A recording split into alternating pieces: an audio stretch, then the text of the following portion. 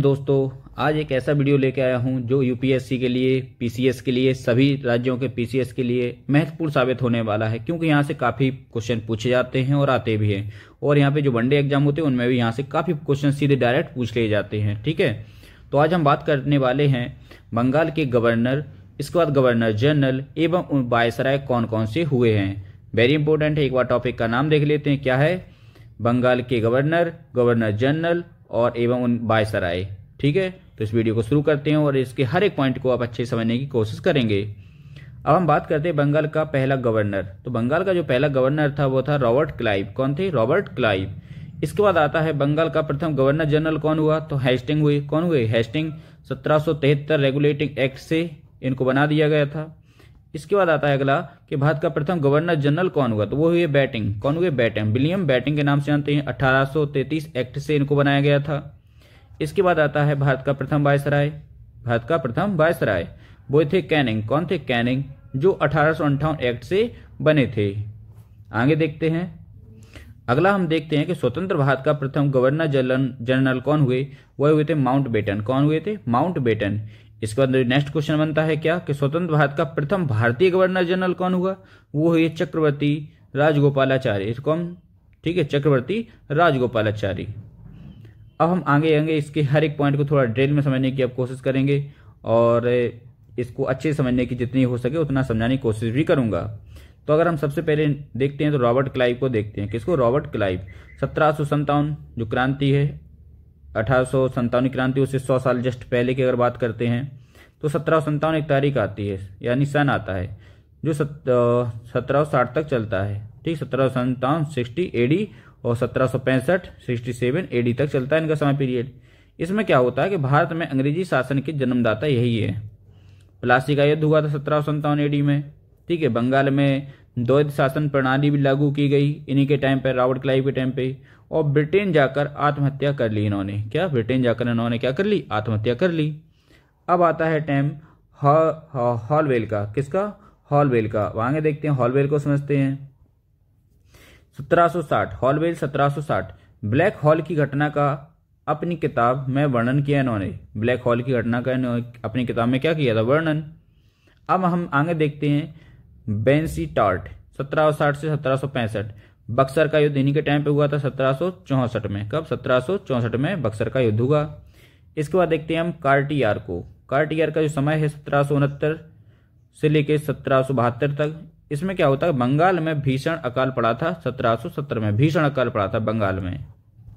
इसके बाद हम देखते हैं वारेन हेस्टिंग को देखते हैं। इनका टाइम पीरियड है 1772 से 73 तक।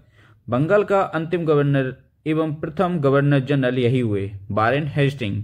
1773 एडी के रेगुलेटिंग एक्ट से बंगाल का गवर्नर अब बंगाल का गवर्नर जनरल हो गया था। ठीक है, कौन सा? 1773 का रेगुलेटिंग एक्ट के बाद। इसके बाद हम देखते हैं जॉन लॉरेंस को 1864 और 69 एडी। इनके क्या हुआ कि अकाल आयोग का गठन किया गया इन्होंने। किसका? अकाल आयोग का गठन किया। दूसरा, कलकत्ता बम्बई में उच्च न्यायालयों और 1865 में मद्रास की स्थापना भी की थी। किसने? जॉन लॉरेंस ने। आगे देखते हैं मियो का टाइम आता है 1869 से 72। यह प्रथम वायसराय जिनकी कार्यकाल के दौरान हत्या हुई थी। प्रथम वायसराय हुए जिनकी कार्यकाल के दौरान क्या हुई थी? हत्या हुई थी, लॉर्ड मियो की। ठीक है, भारतीय सांख्यिकी सर्वेक्षण विभाग की स्थापना इन्होंने की 1800। पहली प्रायोगिक अनियमित जनगणना 1972 में इन्हीं के टाइम पर हुई थी। कृषि और वाणिज्यिक विभाग भी इन्हीं के टाइम पर बनाए गए थे। अब हम देखते हैं लिटन 1876 से 1880 तक। रॉयल टाइटल अधिनियम 1876। Vernacular press act 1878। आगे देखते हैं 1870 प्रथम दिल्ली दरबार लगा इन्हीं के टाइम पर। आगे देखते हैं भारतीय शस्त्र अधिनियम 1878 आया। सिविल सेवा परीक्षा में भारतीयों की उम्र घटाकर 21 से 19 वर्ष कर दी गई। 1878 में पहली बार अकाल आयोग, स्ट्रेची आयोग की नियुक्ति की गई। ठीक है, सब इन्हीं के टाइम पे हुआ था। अब हम देखते हैं लॉर्ड रिपन के बारे में 1880 से लेकर 84 तक। यह भारतीय समाज का उद्धारक फ्लोरेंस नाइटिंगेल ने कहा था। यह भारतीय समाज का उद्धारक है। कौन? रिपन। कारखाना अधिनियम 1881, प्रथम नियमित जनगणना 1881, हंटर कमीशन 1882, स्थानीय स्वशासन का जनक 1882, रिपन को भारत के उद्धारक की संज्ञा दी गई, वर्नाकुलर प्रेस एक्ट 1882 को खत्म किया। आगे है एल्बर्ट बिल भी का विवाद भी इन्हीं के टाइम पे हुआ था। सभी जितने भी काम हुए सभी इन्हीं के टाइम पे हुए, लॉर्ड रिपन के टाइम पर। आगे देखते हैं इनके बाद आते हैं डफरिन 1884-88 तक। भारतीय राष्ट्रीय कांग्रेस की स्थापना 1885, बर्मा युद्ध 1885-88 के बीच में हुआ था। ठीक है, भारतीय राष्ट्रीय कांग्रेस की स्थापना हुई थी इन्हीं के टाइम पर। आगे देखते हैं चेम्सफोर्ड 1916 से 21 तक रहे।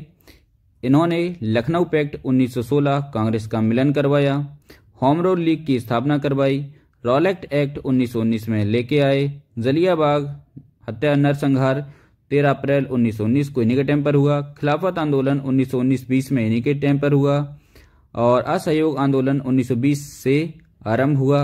गांधी जी की इसी टाइम पर वापसी हुई। ठीक है, किसके टाइम पर? चेम्सफोर्ड के टाइम पर। आगे देखते हैं। इसके बाद आते हैं रीडिंग 1821 से 26 तक रहे। इनके टाइम पे चोरी चोरा की घटना हुई। इसमें 5 फरवरी 1922 को चोरा चोरी की घटना। 1923 में CR दास व मोतीलाल नेहरू ने स्वराज पार्टी का गठन किया। HRA हिंदुस्तान रिपब्लिक एसोसिएशन का गठन 1924 में हुआ। काकोरी ट्रेन एक्शन यानी इसको पहले काकोरी कांड के नाम से जानते थे, यह 9 अगस्त 1925 से इन्हीं के टाइम पर हुआ था।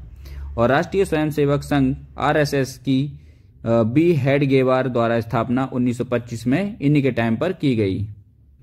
अगले जो व्यक्ति हुए हैं इरविन, लॉर्ड इरविन 1926 से 31 तक रहे। साइमन कमीशन 1928 में भारत आया था इन्हीं के टाइम पर। सविनय अवज्ञा आंदोलन और दांडी मार्च का शुभारंभ भी इन्हीं के समय हुआ। प्रथम गोलमेज सम्मेलन 1930 भी इन्हीं के समय पर हुआ। गांधी इरविन समझौता भी इन्हीं के टाइम पर हुआ था। ठीक, ये गांधी इरविन समझौता। और पूर्ण स्वराज की घोषणा भी इन्हीं के समय हुई और लाहौर अधिवेशन 1929 भी इन्हीं के टाइम पीरियड में ही हुआ था। इसके बाद आते हैं वेलिंगटन 1931 से 36 तक रहे। सेकंड गोलमेज सम्मेलन 1931 हुआ। थर्ड गोलमेज सम्मेलन 1932 भी हुआ। भारत शासन अधिनियम 1935, पूना पैक्ट 1922, गांधी और अंबेडकर विवाद इसी के टाइम का है पूना पैक्ट का। और सांप्रदायिक पंचायत 1932 की घोषणा वेलिंगटन के समय पर ही हुई थी। दोस्तों आशा करता हूँ आपको यह वीडियो जरूर अच्छा लगा होगा, क्योंकि इसमें सभी मेन पॉइंट हैं उन सभी को इसमें लिया गया है। इसलिए इस वीडियो से आपको परीक्षा में कोई भी परीक्षा हो सभी में हेल्पफुल मिलेगी, साबित होगा। और अच्छा लगा है तो इस वीडियो को जरूर अपने दोस्तों तक पहुंचाएं। थैंक यू, जय हिंद।